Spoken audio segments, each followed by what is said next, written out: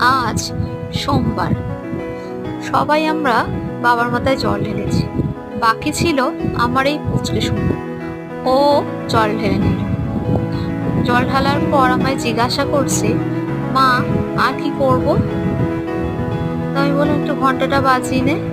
দেখো, মহা আনন্দে ঘন্টাটা বাজাচ্ছে।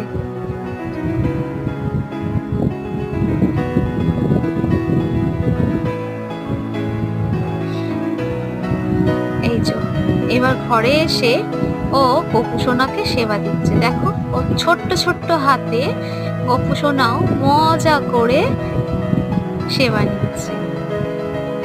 দেখো তো, ও নিজেই একটা গদাই, ও আবার একটা গপু সোনাকে সেবা দিচ্ছে ছোট পুচকে পুচকে হাতে।